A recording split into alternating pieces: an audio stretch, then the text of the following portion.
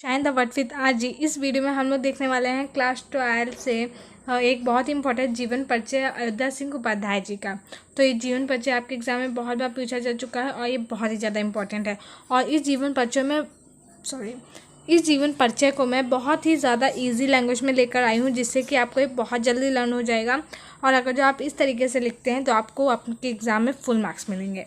तो चलिए स्टार्ट करते हैं। तो ये जो वीडियो है इसमें मैं आपको हेडिंग वाइज जीवन परिचय लिखना सिखाऊंगी। आप लोग अपने एग्जाम में भी हेडिंग वाइज ही लिखिए। इससे क्या होता है कि मतलब कि पूरा एकदम सही से दिखाई देता है कि हाँ, इनका जन्म यहाँ पे हो रहा है, यहाँ पे इनके माता पिता का नाम लिखा है, यहाँ शिक्षा लिखी है। तो एग्जामिनर को ज़्यादा इसमें फोकस नहीं करना पड़ता है। अगर जो आप बिना हेडिंग के लिखते हो तो फिर एकदम से वो मिल जाता है, तो उसमें उसको फोकस करना पड़ता है। तो चलिए हम लोग स्टार्ट करते हैं। तो सबसे पहले जो हेडिंग हमारी होती है वो होती है जन्म। तो देख लेते क्या है। अयोध्या सिंह उपाध्याय हरिऔध का जन्म सन 1865 ईस्वी में उत्तर प्रदेश के आजमगढ़ जिले के निजामाबाद नामक स्थान में हुआ था। तो इनका जन्म कहाँ हुआ था? यूपी में हुआ था, निजामाबाद में हुआ था।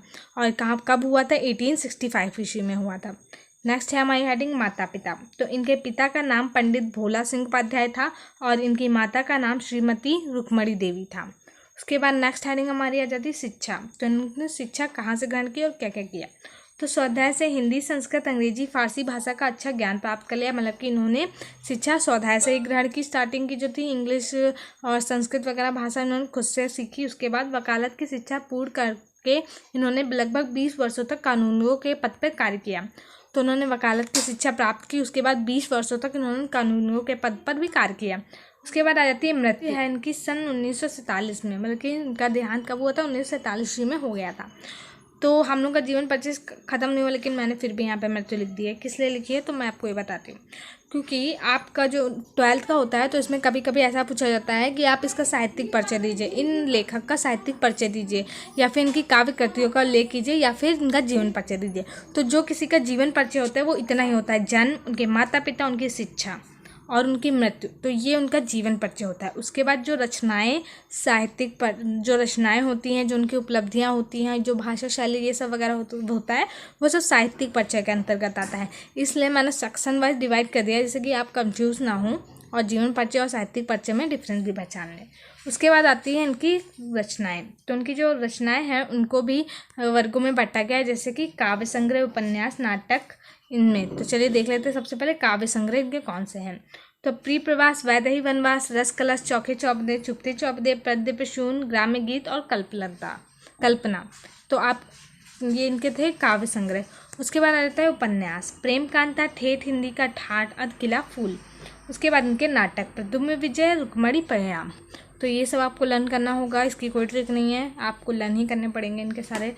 उसके बाद आती है इनकी उपलब्धियाँ, तो कि इन्होंने अपने जीवन काल में कौन कौन सी उपलब्धियाँ प्राप्त की। तो हिंदी साहित्य सम्मेलनों के सभापति, कवि सम्राट, साहित्य वाचस्पति, यहाँ पे आदि होना चाहिए था। आदि उपलब्धियों सहित प्रिय प्रवास पर हिंदी के सर्वोत्तम पुरस्कार मंगला प्रसाद पारितोषिक से सम्मानित किया गया।